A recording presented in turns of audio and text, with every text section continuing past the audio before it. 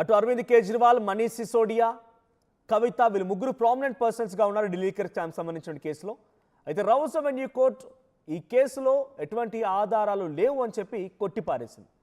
CBI court next ఫర్దర్గా హైకోర్టుకు move అవుతోంది, సుప్రీంకోర్టుకు మూవ్ అయ్యే అవకాశాలు కూడా ఉన్నాయి, అప్పీల్ వేయడానికి అవకాశం ఉంది. అయితే ఈ సంఘటనతో నిన్న రాష్ట్ర రాజకీయాల్లో ఒక్కసారిగా హాట్ టాపిక్ అయింది కవిత. దీనిపైన మొదటిసారిగా స్పందించారు మాజీ సీఎం బీఆర్ఎస్ అధినేత కేసీఆర్. లిక్కర్ కేసును కోర్టు కొట్టేసిన నేపథ్యంలో కీలక వ్యాఖ్యలు చేశారు ఆయన. కవితకు న్యాయం జరిగింది, బీఆర్ఎస్ కార్యకర్తలపైన తప్పుడు కేసులు బనాయించారు, ఎప్పుడైనా చివరికి న్యాయమే గెలుస్తోంది అని చెప్పి కేసీఆర్ అన్నారు. ఇక లిక్కర్ కేసుతో బీజేపీ కుట్ర పన్నింది అని చెప్పి కేసీఆర్ మాట్లాడినట్టు తెలుస్తోంది. నిన్న కేటీఆర్తో ఫామ్ హౌస్లో కేసీఆర్ భేటీ అయ్యారు. రాజ్యసభ సంబంధించినటువంటి స్థానాలు 2 ఖాళీ అవడంతో ఆ స్థానాల్లో భర్తీ చేసే ప్రయత్నంలో భాగంగా బీఆర్ఎస్ పోటీలో ఉండాలా లేదా అనే విషయంపైన ఆయన చర్చించినట్టు తెలుస్తోంది. సో కేసీఆర్ ఇద్దరు భేటీ అయిన సమయంలో కవిత ప్రస్తావన వచ్చింది. కవిత లిక్కర్ స్కామ్కి సంబంధించిన విషయంలో క్లీన్ చిట్ రావడంతో కేసీఆర్ కూడా కొంత సంతోషం వ్యక్తం చేశారంట. ఇదంతా మనపై టార్గెట్ చేసి కావాలని కుట్ర పన్ని మనం చేసింది, మనపైన టార్గెట్ చేసే ఈ కేసులు పెట్టారంటగా కేసీఆర్ కూడా చెప్పారంట. అయితే కేటీఆర్ ట్వీట్కి స్పందిస్తూ కవిత ఏం చెప్పారంటే, నా వల్ల మీరు ఓడిపోలేదు, మీరు ఓడిపోయిన తర్వాత నేను అరెస్ట్ అయ్యాను, మీ ఓటమికి నాకు అసలు సంబంధమే లేదు, మీరు తప్పుడు వాగ్దానాలు చేసి ప్రజలకి ఆశించిన మీదగా పరిపాలన అందించకపోవడం, నిరుద్యోగ సమస్య తీర్చకపోవడంతో ఓడిపోయారు, కానీ లిక్కర్ స్కామ్ అనేటువంటి నాపై వచ్చిన ఆరోపణ తప్పుడు ఆరోపణ, నేను అరెస్ట్ అవ్వడం, నాపై ఉన్నటువంటి ఈ మాటలు మీ ఓటమికి కారణం కాలేదు అని చెప్పి కొట్టిపారేసింది కవిత.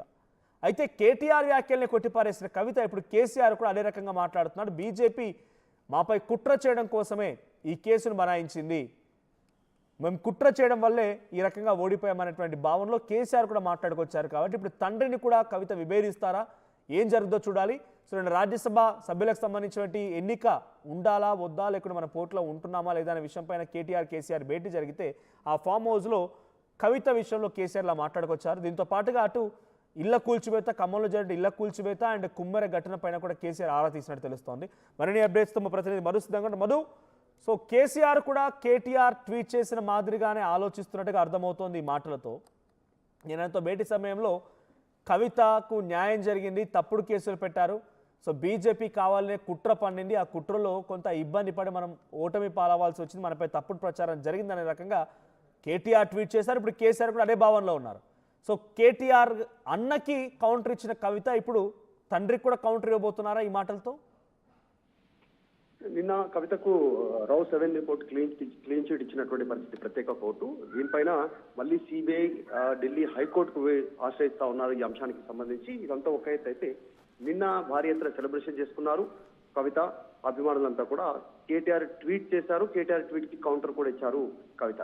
నిన్న అత్యవసర సమావేశం నిర్వహించారు. రాష్ట్రంలో ఉన్నటువంటి కొన్ని ప్రత్యేక పరిస్థితులు, ప్రజా సమస్యలు కావచ్చు, రాజ్యసభకు సంబంధించినటువంటి రానున్న ఎన్నికల విషయంలో కావచ్చు, ఫ్యూచర్ లో బడ్జెట్ సమావేశాల విషయంలో కీలక సమావేశం జరిగింది. దీంట్లో ప్రత్యేకంగా కవిత గురించి చర్చకు వచ్చినట్టుగా తెలుస్తా ఉంది. కవితకు క్లీన్ చిట్ ఇవ్వడంతో జనరల్ గా చాలా రోజుల నుంచి మరొక డేట్ ఈ రోజు పోస్ట్ పోన్ చేస్తారని నిన్న అనుకున్న సందర్భంలో అనూహ్యంగా తీర్పు రావడం, అది కూడా 23 మందికి క్లీన్ చిట్ రావడంతో ఒక్కసారిగా పెద్ద ఎత్తున దీనిపైన కాస్త అందరూ షాక్ గురైనటువంటి పరిస్థితి. ఇంకా కాస్త ప్రొలాంగ్ ఉంటుంది కేసు అనుకున్నారు, కానీ తీర్పు వచ్చినటువంటి పరిస్థితి. బలమైన సాక్ష్యాలు లేవు, సిబిఐ అభియోగం మోపినటువంటి సాక్ష్యాలు సరిపోవు అనేటువంటిది ప్రత్యేక కోర్టు రౌస్ అవెన్యూ కోర్టు ఇవ్వడంతో దీనిపైన చర్చకు వచ్చింది. సో కేటీఆర్ సేమ్ అదే రీతిలో గతంలో ఇలాంటి రాజకీయ పరమైనటువంటి ఆరోపణలు చేసే పార్టీని దెబ్బతీశారు, అధికారంలోకి రాకుండా చేశారని కేటీఆర్ చేసి సేమ్ అదే అభిప్రాయాన్ని కేసీఆర్ కూడా వ్యక్తం చేశారు. కాకపోతే కేసీఆర్ కవితకు క్లీన్ చిట్ రావడం పైన సంతోషం వ్యక్తం చేస్తూనే నెక్స్ట్ ఫర్దర్ గా ఎట్లా మూవ్ కావాలనేటువంటి అంశం పైన కూడా దృష్టి పెట్టాలనేటువంటిది కూడా సూచన చేసినట్టుగా తెలుస్తా ఉంది. దానికి ఇప్పటికీ సిబిఐ హైకోర్టుకు వెళ్తా ఉంది కాబట్టి ఈ అంశం పైన దృష్టి పెట్టాలనేటువంటిది సూచన చేసినట్టుగా తెలుస్తా ఉంది. దీనికి సంబంధించి సవాల్ కూడా చేసింది సిబిఐ. సాక్ష్యాలు న్యాయ పరీక్షకు నిలువ అనేటువంటిది రౌస్ అవెన్యూ కోర్టు చెప్పినటువంటి అంశం పైన సిబిఐ దీనికి సంబంధించి సవాల్ చేస్తా ఉంది. కావాలని సాక్ష్యాలను కోర్టు పరిగణలోకి మేము సమర్పించబట్టిన పరిగణలోకి తీసుకోలేదు కాబట్టి ఈ రకమైనటువంటి వ్యాఖ్యలు చేస్తారు. సో మేము హైకోర్టుని ఆశ్రయిస్తున్నాం అనేటువంటి స్టేట్మెంట్ చేసింది. హైకోర్టు ముందు మరొక పిటిషన్ దాఖలు చేసేటువంటి అవకాశం ఉంది. సో హైకోర్టుకు వెళ్తున్న నేపథ్యంలో ఫర్దర్ ప్రాసెస్ ఎట్లా ఉంటుంది, నెక్స్ట్ ఈడీకి సంబంధించినటువంటి అభియోగాలు ఎట్లా ఉంటాయి, వీటిపైన దృష్టి పెట్టనున్నట్టుగా ప్రస్తుతానికి తెలుస్తాం. సో కేసీఆర్ పైన కూడా నిన్న ఆల్రెడీ కవిత మాట్లాడారు. నేను నా పైన ఆరోపణలు వచ్చినప్పుడు లిక్కర్ కేసుకి సంబంధించి కేసీఆర్ కానీ కేటీఆర్ కానీ ఎందుకు మీడియా సమావేశం నిర్వహించలేదు, కనీసం మీరు ప్రెస్ మీట్ పెట్టలేరు, బీఆర్ఎస్ పార్టీలో ఉన్నటువంటి సీనియర్ నాయకులు ఎందుకు ప్రెస్ మీట్ పెట్టలేదు అనేటువంటి స్టేట్మెంట్ కూడా కవిత చేసినటువంటి విషయం మనందరికీ తెలిసిందే. సో ఈ నేపథ్యంలో మొదటిసారిగా నిన్న కూతురికి తల్లి ఫోన్ చేసింది, సంతోషం వ్యక్తం చేస్తూ ఆప్యాయంగా మాట్లాడినట్టుగా కవిత షేర్ చేసుకున్నారు.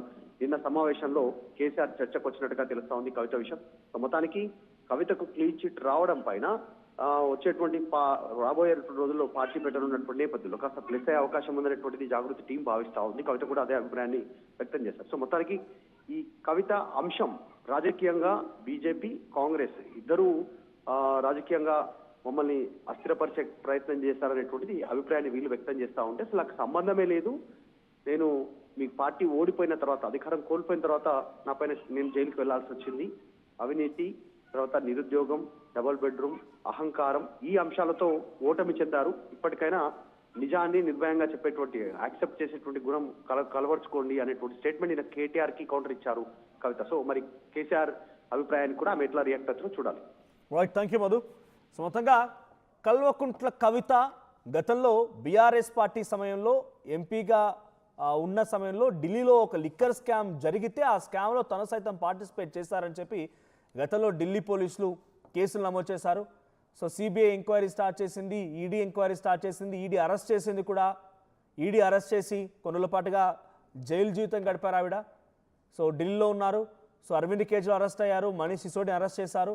ఈ కేసులో చాలా కీలకమైనటువంటి పాత్ర ఈ ముగ్గురిది అన్నట్టుగా చర్చ జరిగింది. 9,000 కోట్ల రూపాయల భారీ స్కామ్ ఇది అన్నట్టుగా చర్చ జరిగింది. రకరకాల కంపెనీల పేరిట, సౌత్ గ్రూప్ పేరిట కవితున్నారని ఒకటి కాదు చాలా అంశాలు తెర మీదకి వచ్చాయి. కానీ రౌస్ అవెన్యూ కోర్టు మాత్రం ఎటువంటి ఆధారం లేదు అని కొట్టిపారేసింది.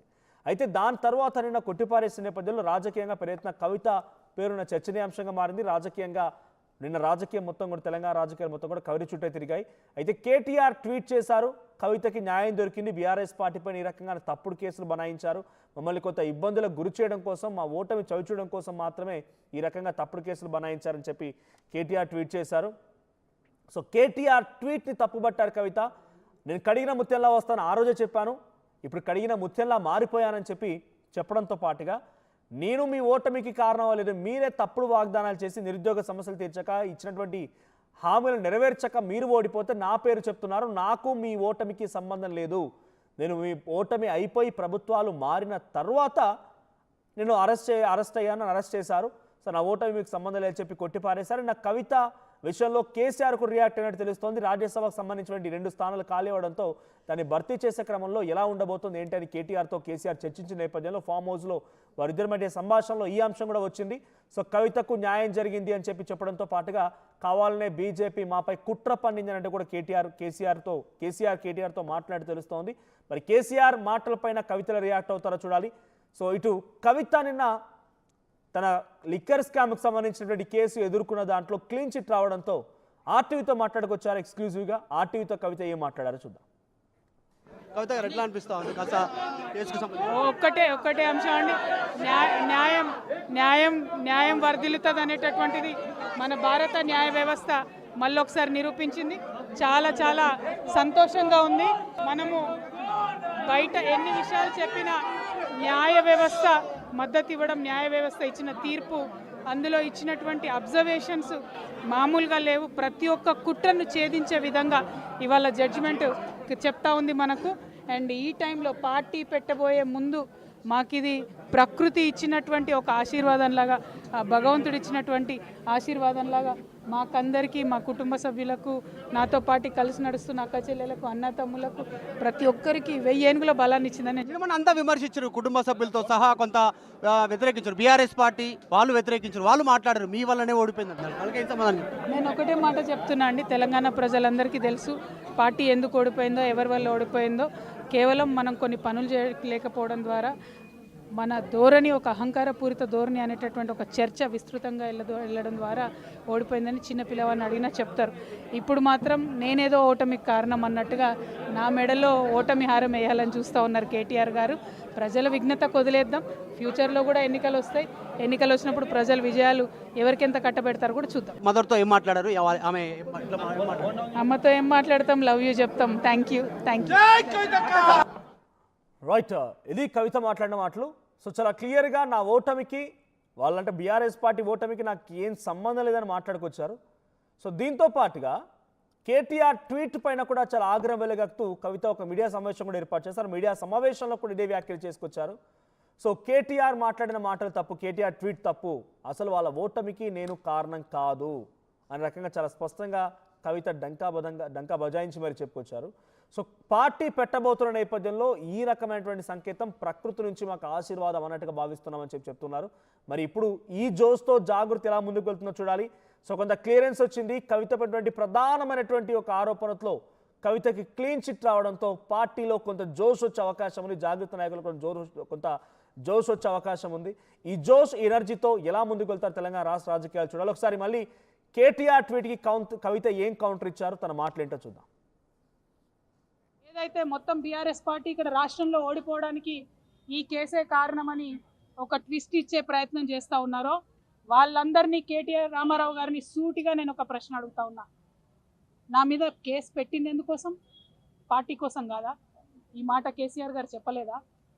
మరొకవేళ నా మీద కేసు పెట్టింది పార్టీ కోసమే అని మీ అందరికీ తెలిసి ఉంటే ఇవాళ మీరు ఏదైతే ట్వీట్ చేసిండ్రో అది నిజమే అయితే నేను జైలుకి వెళ్ళేంత వరకు కూడా ఒక్కసారి కూడా మీరు ప్రెస్ మీట్ పెట్టకపోవడం ఎందుకు? కేసీఆర్ గారు ప్రెస్ మీట్ పెట్టకపోవడం ఎందుకు? ఇంకా పెద్ద నాయకులు ఎవరు కూడా మాట్లాడకపోవడం ఎందుకు?